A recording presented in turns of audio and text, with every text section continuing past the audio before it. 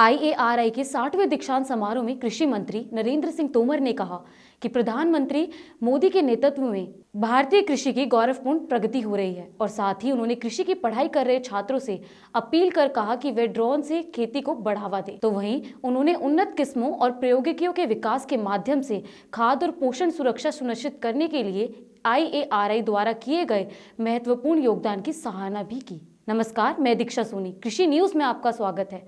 आइए नजर डालते हैं आज की कृषि से जुड़ी सबसे बड़ी खबरों पर। किसानों की सुविधा के लिए नित्य नए तकनीक के प्रयोग को केंद्र सरकार से हरी झंडी मिलने के बाद अब गुजरात के मनसा में ड्रोन के माध्यम से यूरिया का छिड़काव किया जाएगा। दरअसल केंद्रीय केमिकल एवं फर्टिलाइजर मंत्री मनसुख मांडविया ने ट्वीट करके इस बात की जानकारी दी, जिसके चलते ड्रोन के माध्यम से खेतों में यूरिया के छिड़काव का प्रयोग किया गया, जो सफल रहा। इलेक्ट्रॉनिक राष्ट्रीय कृषि बाजार से तमाम सुविधाओं को जोड़ा जा रहा है।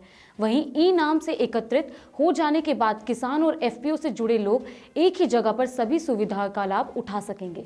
बता दें, इसमें निजी संस्थाओं द्वारा दी जाने वाली सुविधाएं जैसे कि ट्रांसपोर्टेशन, लॉजिस्टिक, मौसम पूर्वानुमान और फिनटेक सुविधाओं को जोड़ने का काम अभी चल रहा है। तो वहीं डिजिटल इंटीग्रेशन का काम पूरा हो जाने के बाद लगभग 2 करोड़ रजिस्टर्ड किसान, FPO, व्यापारी, कमीशन एजेंट और अन्य हितधारक ई नाम प्लेटफॉर्म के साथ इन सेवाओं का लाभ उठा सकेंगे। चौधरी चरण सिंह हरियाणा कृषि विश्वविद्यालय के कुलपति प्रोफेसर BR कंबोज ने वर्ल्ड पल्सेस डे के उपलक्ष्य में दलहनी फसलों के उन्नत उत्पादन तकनीक विषय पर आयोजित वेबिनार में कहा कि दलहनी फसलों से न केवल जल संरक्षण होता है बल्कि भूमि की उर्वरा शक्ति में भी बढ़ोतरी होती है। साथ ही उन्होंने कहा कि दलहनी फसलों की जड़ों में गांठें होती है, जिसमें राइजोबियम बैक्टीरिया होता है, जो वातावरण से भूमि को नाइट्रोजन प्रदान करवाता है।